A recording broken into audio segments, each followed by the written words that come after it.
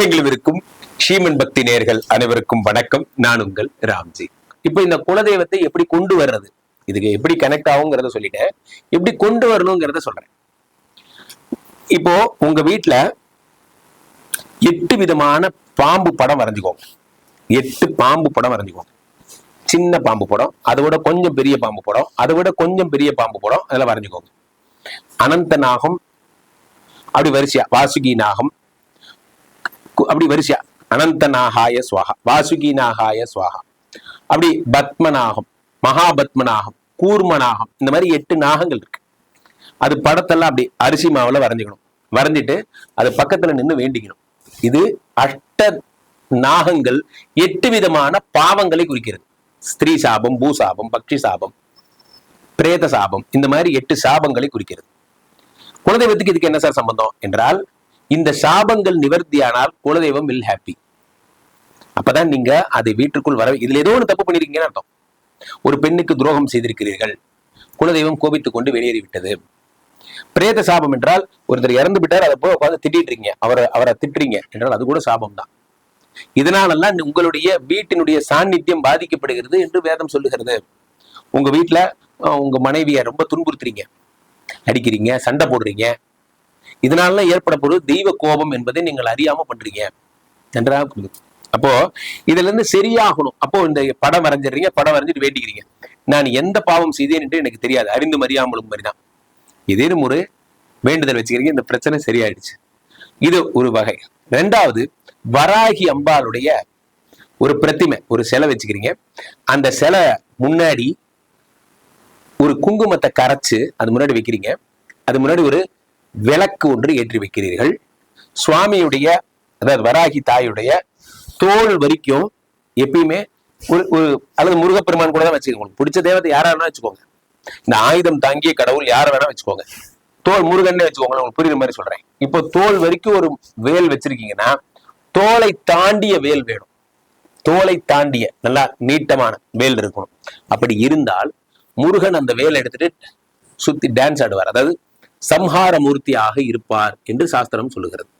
சின்ன கத்தியா இருந்தா குத்தலாம், பெரிய கத்தியா இருந்தா சண்டை போடுவாங்க என்பதுதான் அதனுடைய தாத்பரியம்.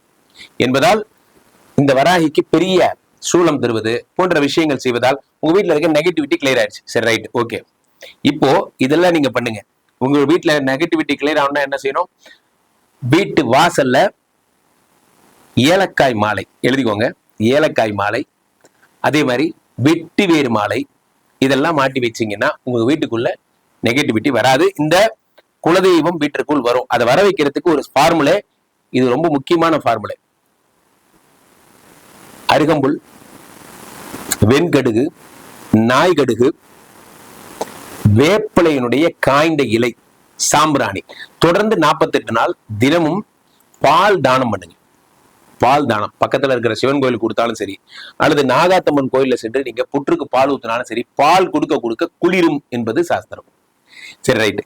குலதெய்வத்தை எப்படி கண்டுபிடிக்கிறது? இந்த ஃபைனல் செஷன் வரேன்.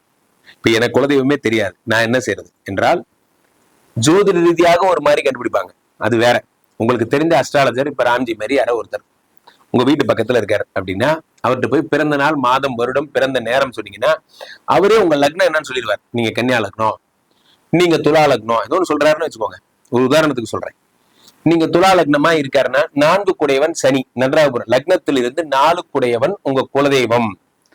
4 குடைய சனியினுடைய தெய்வங்கள் அப்படின்னு வச்சுக்கலாம். இது செங்கிலி கருப்பன், முனியப்பன், ஒண்டி கருப்பு, இது போன்ற தெய்வங்கள், மாடசாமி, இது எல்லாமே கிராம தேவதைகள். ஆண் தெய்வங்கள் எல்லாம் இந்த சனி பகவானுடைய அம்சங்களை உடையவர். சோ இந்த தேவதை தான், இவர்கள் தான் உங்க குலதெய்வமா இருக்க வாய்ப்பு. குலதெய்வம் தெரியாதவங்களுக்கு நான் சொல்றேன். குலதெய்வம் தெரிந்தவர்கள் அந்தந்த குலதெய்வத்துக்கே நீங்க போய் வழிபடலாம். குலதெய்வம் தெரியாதவர்கள், குலதெய்வம் தெரிந்தவர்கள் என்ன செய்யணும்? அந்த கோயிலுக்கு போயிட்டு 12 லிட்டர் நல்லெண்ணெய் வாங்கி அந்த சுவாமிக்கு ஃபுல்லா அபிஷேகம் பண்ணணும். குளிர குளிர குலதெய்வம் குளிர குளிர அபிஷேகம் பண்ணணும். அபிஷேகம் பண்ணதுக்கு அப்புறம் புணுகு வாங்கி குலதெய்வத்தினுடைய மார்பில் தடவ வேண்டும். புணுகு வாங்கி அந்த புணுகளை மிச்சம் வாங்கி நீங்க வச்சுக்கணும். இதெல்லாம் சாஸ்திரம். இதெல்லாம் அந்த சுவாமி ஜில்லுன்னு ஆகிறதுக்கான வழிகள். பால் அபிஷேகம் இதெல்லாம் உங்க முறைப்படி என்ன பண்ணுமோ, சில பேர் பலி கொடுப்பாங்க. சில பேர் வந்து சேவல் மாதிரி ஆடு மாதிரி பலி கொடுப்பாங்க.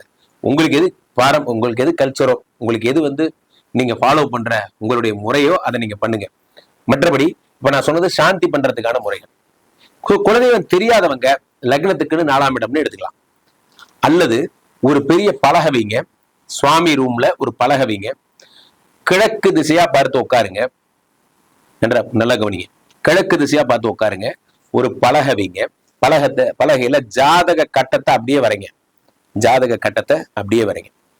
மேஷம் விருச்சிகம் ரெண்டுத்துக்கும் செவ்வாய், ரிஷபம் துலா ரெண்டுத்துக்கும் சுக்கிரன், மிதுனம் கன்னி ரெண்டுத்துக்கும் புதன், கடகம்னா சந்திரன், சிம்மன்னா சூரியன், மகரம் கும்பம் ரெண்டும் சனி, தனுசு மீனம் ரெண்டுத்துக்கும் குரு. இதுதான் கான்செப்ட். 11 சோழி எடுத்துக்கோங்க. இந்த சோழிய நல்லா குலுக்கி இப்படி போடுங்க. பலகர்னு பேரு. பலகர்னா என்ன? சோழி நிமிர்ந்திருப்பா சோழி நிமிர்ந்திருக்கிறதுக்கு ஒரு பலன், படுத்திருக்கிறதுக்கு ஒரு பலன். நிமிர்ந்த சோழி எத்தனைன்னு எண்ணுங்க. ஃபார் எக்ஸாம்பிள் 8 சோழி நிமிர்ந்திருக்குன்னு வச்சுக்கோங்க. அந்த 11ல 8 நிமிர்ந்திருக்குன்னா நீங்க மீன ராசியாக இருந்தால் மீனத்திலிருந்து மீனம், மேஷம், ரிஷபம், மிதுனம், கடகம், சிம்மம், கன்னி, துலாம், துலாம்க்கு அதிபதியாகப்பட்ட சுக்கிரனுடைய தெய்வங்கள், த ரெப்ரசன்டேஷன் ஆஃப் சுக்கிரன் எந்த தெய்வத்தெல்லாம் ரெப்ரசன்ட் பண்றாரோ அதுதான் உங்க குலதெய்வம். ஃபார் எக்ஸாம்பிள் சுக்கிரனுடைய ரெப்ரசன்டேஷன் இது வெங்கடாஜலபதி, மகாலட்சுமி தாயார், இவங்கெல்லாம் சுக்கிரனுடைய பெண் தெய்வங்கள். லக்ஷ்மி சம்பந்தப்பட்ட என்ன லட்சுமி வேணா வழிபடலாம். குலதெய்வமே தெரியாதுங்கிறவங்க ஏதேனும் ஒரு லட்சுமியை வழிபடுவது சிறப்பு. குலதெய்வம் தெரிந்தவங்க பாக்யலட்சுமி, இந்த ஆந்திரால இந்த இடத்துல இருக்க அந்த கோயில் தெரிஞ்சு போறவங்க பெஸ்ட். அப்படி இல்லாதவங்க பொதுவா லட்சுமியை வழிபட்டாலே உங்க குலதெய்வத்தை வழிபட்ட மாதிரி என்று சாஸ்திரம் சொல்லுகிறது. அதுதான் நீங்க தெய்வ பிரசன்னம் கேட்டுக்கிறீங்க. ஒரு தடவை தான் கேட்கணும், ஒவ்வொரு தடவையும் கேட்கக்கூடாது. ஒரு தடவை லட்சுமின்னு சுவாமி உத்தரவு கொடுத்துட்டாருன்னா கொடுத்ததுதான். சரி, என்னைக்கு நாள் அதை கேட்கறது? அமாவாசையில கேட்கலாம், அஷ்டமியில கேட்கலாம், பௌர்ணமியில கேட்கலாம், அந்த தினங்கள் உங்க ஜென்ம நட்சத்திரத்துல கேட்கலாம், ஜென்ம ராசியில கேட்கலாம். கேட்டீங்கன்னா உங்களுக்கு சுவாமிகிட்ட இருந்து உத்தரவு கிடைக்கும். எப்ப கேட்கலாம்? ராகு காலம் யமகண்டம் இல்லாத நேரமா நீங்க கேட்கலாம். அன்னைக்கு நாள் சுமுகூர்த்த நேரத்துல இது மாதிரி உட்காந்து கேட்கலாம். கிழக்கு முகமா பார்த்து கேட்டால் சிறப்பு. அப்ப மேஷத்துல விழுந்திருந்தா, மேஷம் உங்களுக்குரிய பலகர் நிமிர்ந்திருந்தால், மேஷம்ங்கிற இடம் வந்திருந்தா நாங்க என்ன குலதெய்வமா இருக்கும்? முருகன் சம்பந்தப்பட்ட தெய்வங்கள். இப்போ முருகன்லயே எத்தனையோ முருகன் இருக்கார். பழனிமலை முருகன் இருக்கார், தண்டாயுதபாணியாக இருக்கிறார். இந்த பக்கம் திருச்செந்தூர் முருகன் கல்யாண முருகராக இருக்கிறார். ஏதோ ஒரு முருகன்னா காமனா முருகன், அவ்வளவுதான் அப்படி வச்சுக்கலாம். அப்போ நீங்க இது மேஷம் விருச்சிகம் ரெண்டும் அப்படி வாங்க. அடுத்து ரிஷபமும் துலாமும் ரெண்டும் சுக்கிரன் சம்பந்தப்பட்ட தெய்வங்கள், பெண் தெய்வங்கள், பணம் தரும் தெய்வங்கள். ரைட், தாராதேவி இதெல்லாம் கூட சுக்கிரன் சம்பந்தப்பட்டதுதான். அடுத்து மிதுனமும் கன்னியும் வந்திருந்தால் சத்யநாராயணர் அல்லது ஸ்ரீமன் நாராயணன் யாரா இருந்தாலும் சரி, இந்த விஷ்ணுவினுடைய எல்லா அம்சங்களும், ராமர் கோயிலா இருக்கலாம், கிருஷ்ணர் கோயிலா இருக்கலாம், பெருமாளுடைய அத்தனையும் யாரு?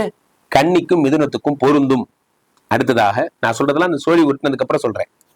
லக்னத்துக்கு 4 கூடியவன் அதுக்கு உங்க ஜோசியரே சொல்லிடுவார். அதை விட்டுருங்க. லக்னத்துக்கு 4 கூடியவர் யாருங்கிறத ஜோசியர் சொல்லிடுவார். நீங்க கூட தான் பாருங்க. ஜோதிடம் தெரிந்தவர்கள் உங்க லக்னத்துக்கு 4 கூடியவர், அதான் உங்களுடைய குலதெய்வம். ஒருவேளை சந்திரனாக இருந்தால் பெண் தெய்வம் பார்வதியினுடைய தெய்வம் வடிவங்கள், பார்வதி, துர்க்கை, இதெல்லாம் உங்களுடைய குலதெய்வம்.